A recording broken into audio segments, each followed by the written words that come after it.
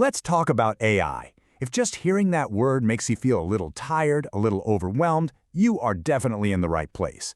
We're going to cut through all that noise and find a super simple way to move forward, and we're starting right now. Does this sound familiar? You hear about some amazing new AI tool that's supposed to save you hours, but then the thought of actually setting it up, learning how to use it, well, it feels like a bigger chore than the one you were trying to get rid of in the first place. If you're nodding right now, I get it. You are not alone. You know, this feeling actually has a name. It's called the all-at-once trap. And honestly, it's the single biggest reason why most of us give up on using AI for our own productivity before we even get to the good part. So what is this trap, really? Well, it's a whole pattern of thinking and acting that basically sets us up for failure right from the get-go. Let's see if any of this rings a bell. Do you ever find yourself trying to connect an AI to your entire calendar and your email and your project list all in one afternoon? You're just hoping for some magic button that will instantly organize your entire life. Or maybe your phone is just cluttered. You've got 5, maybe 10 new AI apps you downloaded this week alone. Each one promises something a little different, and now you're just left with total decision fatigue. You don't know where to even start. And here's the big one, right?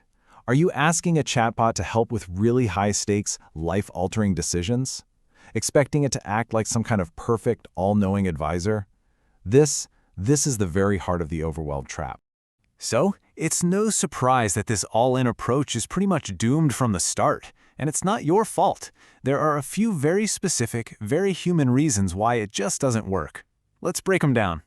There are really 3 key culprits. First, we treat AI like it's a replacement for our own judgment, instead of what it is, a tool to support our judgment.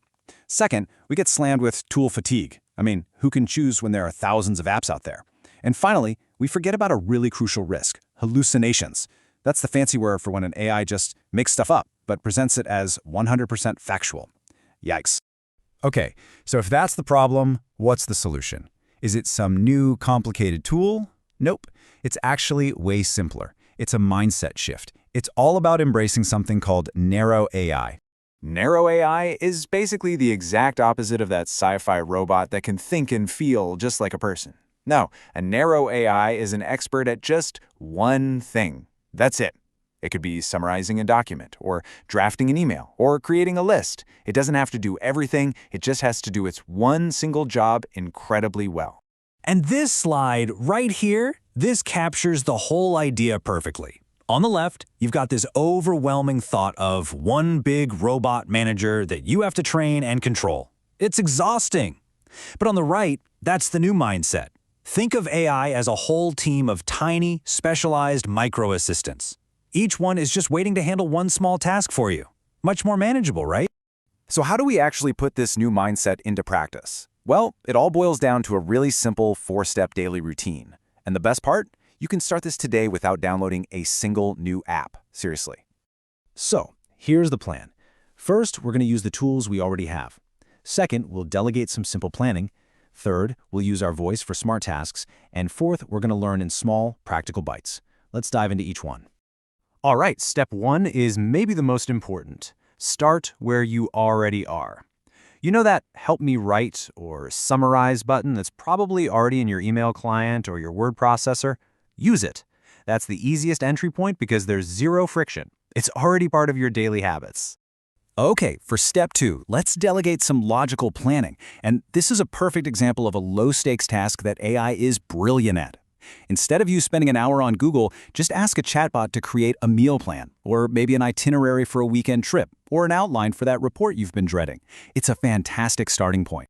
Step 3 is all about freeing up your mental RAM. You know, using your phone or your smart speaker for those quick, hands-free tasks. Just saying, hey, set a reminder for my 2 p.m. meeting, or add milk to the shopping list. It offloads all those tiny little administrative details that just clutter up our brains all day. And finally, step 4. I want you to completely forget about those massive 40-hour technical courses on AI. Instead, adopt bite-sized learning. When you run into a specific problem, just find a quick 5 or 10-minute tutorial that shows you exactly how to solve it. It's learning on a just-in-time basis, not a just-in-case one. Now that we have a solid plan, it's just as important to know what not to do. Seriously, avoiding these common mistakes is the key to making this whole new approach actually stick. So, Keep these 3 big ones in mind. First, avoid blind trust. You always have to give the AI's output a quick human review. Second, resist the urge to overcomplicate. You don't need 20 different tools, stick with 1 or 2 that work for you. And finally, and this is huge, do not neglect your privacy. Never ever paste sensitive personal or company information into a public chatbot. Okay, we've talked about the mindset, the routine, and the big mistakes. Now it's time to bring it all home with one single, incredibly simple action you can take the second this is over. That's it. That's the magic number. We're not building a whole new system here. We're not learning 5 new things. We're just doing 1.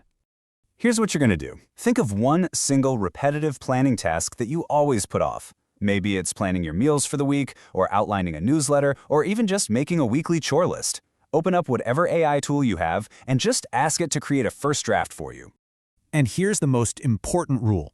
Spend no more than 2 minutes reviewing and tweaking what it gives you. The goal is not perfection from the AI, the goal is saving you from the paralysis of staring at a blank page. Just notice that feeling. Notice the mental energy you just saved. And that really brings us to our final thought. What if the biggest barrier to using AI wasn't the technology at all? What if it was just the way we've been thinking about it? By shifting our perspective from one giant, overwhelming challenge to a series of small, simple tasks, we can finally escape the overwhelm. Thanks for listening.